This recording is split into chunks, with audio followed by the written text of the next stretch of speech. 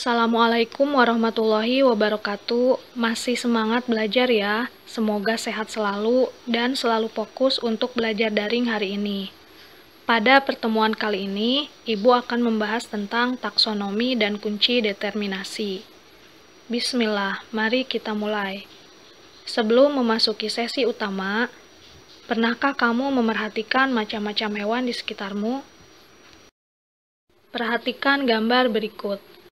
Ada hewan peliharaan yaitu kucing dan ayam, hewan ternak sapi, dan hewan buas atau liar singa. Masih banyak lagi aneka ragam makhluk hidup yang ada di bumi yang beragam jenis sifat serta ciri-cirinya.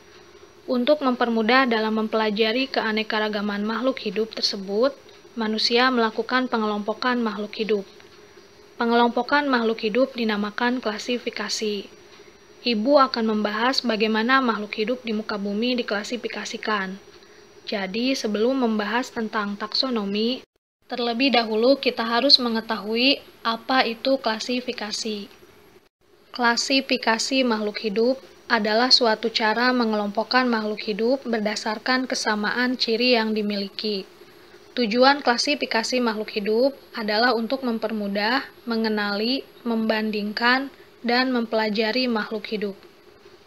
Sekali lagi, tujuan mengklasifikasikan makhluk hidup adalah untuk mempermudah, mengenali, membandingkan, dan mempelajari makhluk hidup.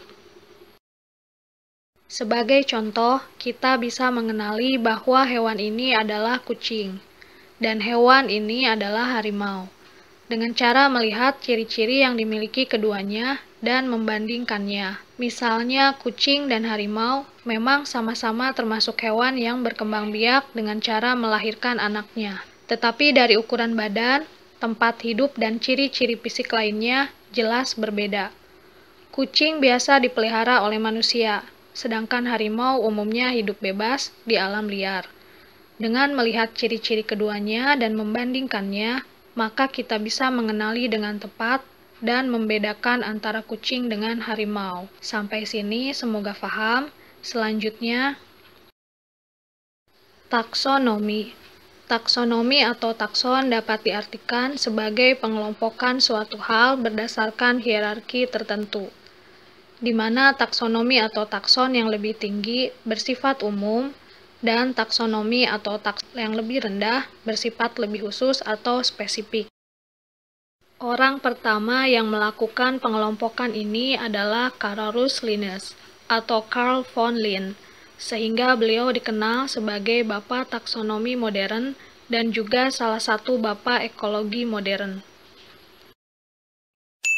Urutan takson pada makhluk hidup, di sini ada bahasa Latin, bahasa Indonesia, bahasa Inggris.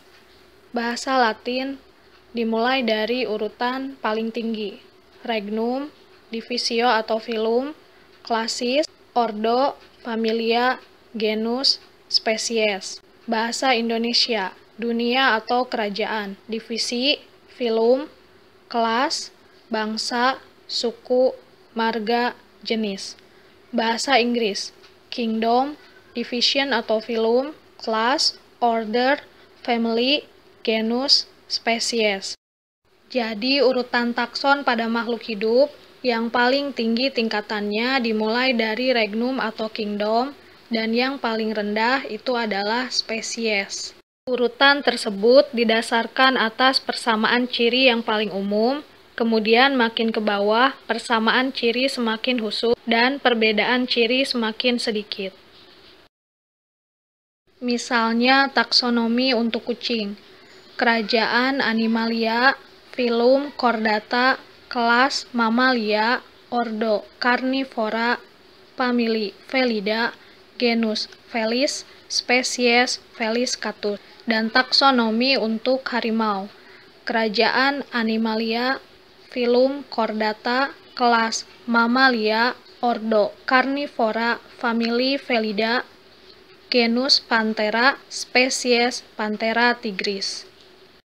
Dari taksonnya, kucing dan harimau memang masih satu famili. Ini menandakan keduanya memiliki hubungan kekerabatan, namun jenis atau spesiesnya berbeda. Kriteria klasifikasi tumbuhan.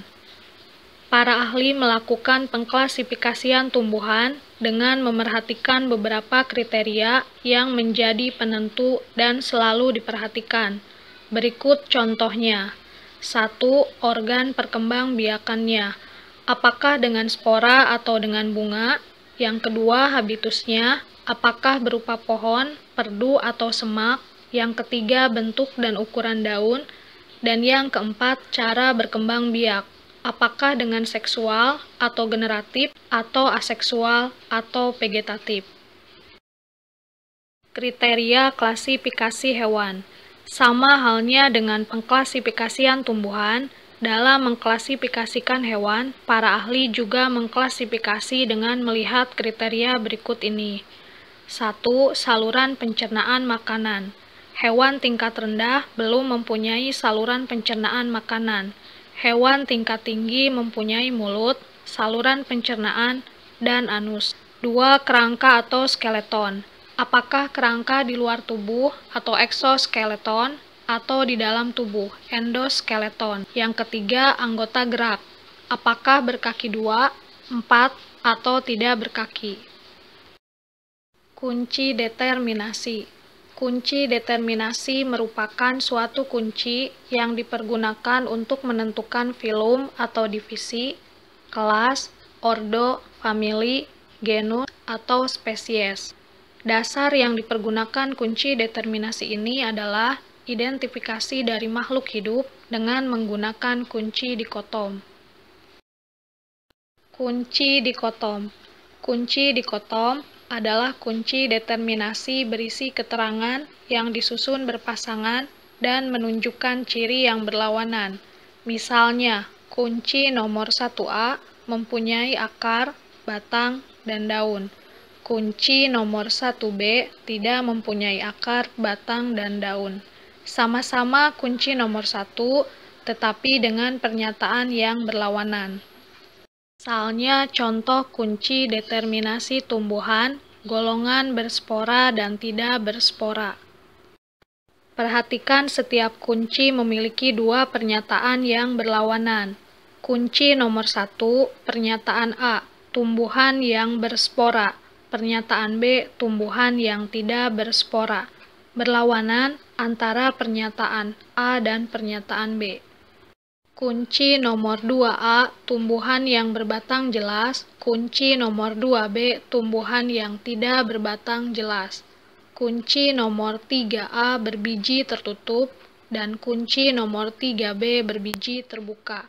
Dan seterusnya sampai kunci nomor 5, tetap memiliki dua pernyataan, yaitu pernyataan A dan B, tetapi keduanya berlawanan.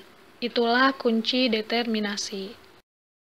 Contoh soal berdasarkan kunci determinasi di atas. Kunci determinasi tanaman suplir adalah: perhatikan kunci determinasi di atas. Selalu dimulai dari kunci nomor terkecil. Di sini berarti kunci nomor 1. Kunci nomor 1A, tumbuhan yang berspora. 1B, tumbuhan yang tidak berspora. Karena suplir termasuk tumbuhan yang berspora, maka kita pilih kunci nomor 1A. Jika kita pilih kunci nomor 1A, maka dilanjut ke kunci nomor 2. 2A, tumbuhan yang berbatang jelas, ada keterangan lanjutan suplir. 2B, tumbuhan yang tidak berbatang jelas, keterangan lanjutannya yaitu lumut. Karena yang diminta kunci determinasi tanaman suplir, maka berakhir di nomor 2A. Sehingga kunci determinasi tanaman suplir adalah 1A, 2A. Paham ya? Contoh soal berikutnya. Kunci determinasi tanaman kedelai adalah: caranya sama seperti mencari kunci determinasi tanaman suplir. Dimulai dari nomor kunci 1. 1A, tumbuhan yang berspora. 1B, tumbuhan yang tidak berspora. Karena tanaman kedelai termasuk tumbuhan yang tidak berspora, maka kita pilih nomor kunci 1B. Jika kita pilih kunci nomor 1B, maka dilanjut ke kunci nomor 3. 3A berbiji tertutup, 3B berbiji terbuka. Karena tanaman kedelai termasuk berbiji tertutup, maka kita pilih kunci nomor 3A. Jika kita pilih kunci nomor 3A, maka dilanjut ke kunci 4A, biji berkeping 2, 4B, biji berkeping 1. Karena tanaman kedelai termasuk biji berkeping 2, maka kita pilih nomor kunci 4A. Jika kita pilih nomor kunci 4A, maka dilanjut ke nomor kunci 5. 5A, berbunga kupu-kupu. Ada keterangan lanjutannya kedelai. 5B, berbunga trompet. Ada keterangan lanjutannya terung. Karena yang diminta kunci determinasi tanaman kedelai, maka berakhir di nomor kunci 5A. Sehingga kunci determinasi tanaman kedelai adalah 1B, 3A, 4A, 5A. Kunci determinasi hewan caranya sama seperti kunci determinasi tumbuhan. Hanya saja tentu setiap pernyataannya akan berbeda antara tumbuhan dan hewan. Contoh kunci determinasi hewan, kelas vertebrata.